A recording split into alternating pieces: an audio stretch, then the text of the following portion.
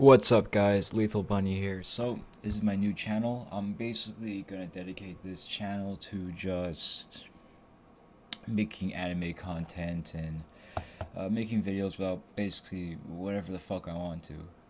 Right, so let's get started. First video, Netero versus Pitou. Now, what do I think of Pitou? I think Pitou, I'll call her Pitou for short.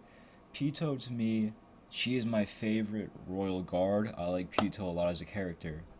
However, some of y'all think that Pitou has any chance against Netero, and I gotta stop you right there. Because there's no way that Netero doesn't beat the shit out this cat. I'm telling you, man, there's no way this old man doesn't fucking punch this cat into the ground. Now, I'm really gonna go in depth here what I think about this. Now, some of y'all, I don't know, some of y'all sound like to me like you got Pitou on your body pillow or something. But let me just bring you back into reality right now. Let's look at their first interaction, right?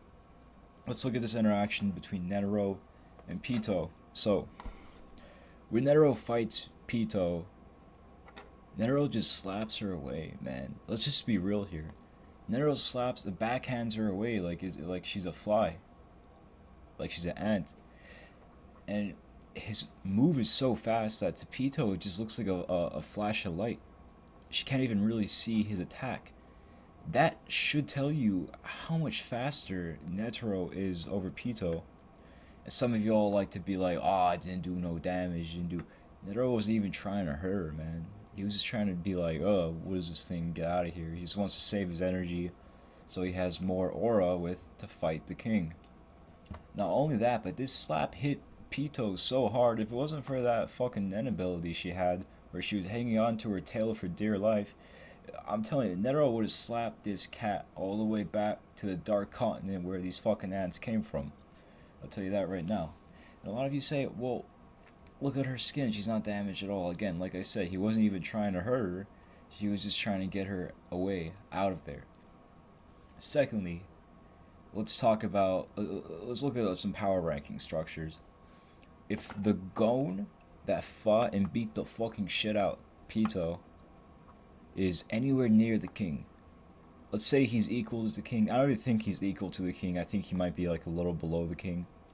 Let's say he's a little below the king. I would say that Gon is still, in that moment, still twice as powerful as Pitou, alright? 2 times Pitou. Which means the king is either 2 times Pitou or a little over 2 times Pitou if Gon is not quite as strong as the king is. Let's look at that, okay? So, if the king is, as we established, at least twice as strong as Pitou in all stats, speed, power, whatever, guys, how the hell is Pitou going to face up to Netero when Netero is faster than the king? And that's right, I said it. Netero is faster than the king.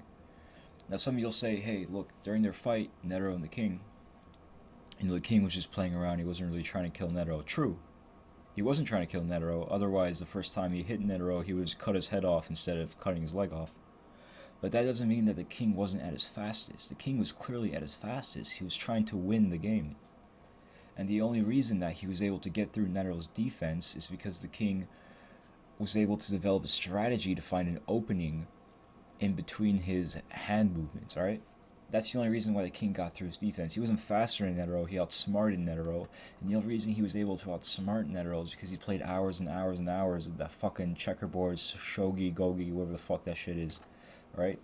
Pitou would have not been able to not only not form a strategy to fight Netero, but she is not nearly fast enough to fight Netero, alright?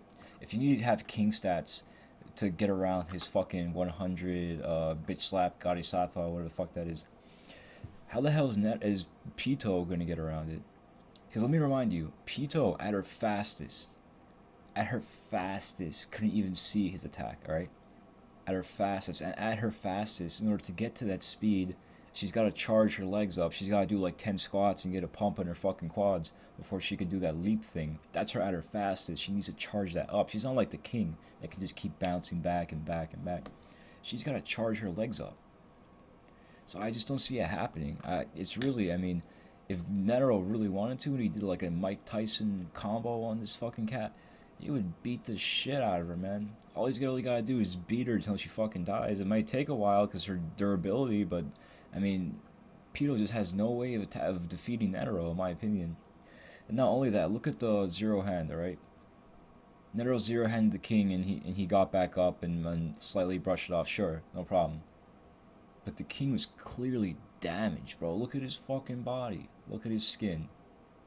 He's got to put some Neosporin on that fucking skin. I gotta tell you that right now. Alright, so if the zero hand did that kind of damage to the king, and the king's durability is obviously way over Pitou's.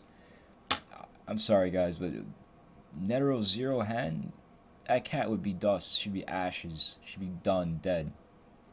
So yeah, Netero versus Pitou. Netero will beat the shit out this fucking cat. He will body Pitou. I love Pitou as a character, but guys, come on. Let's be real here. This old man, I think he's got it in the bag.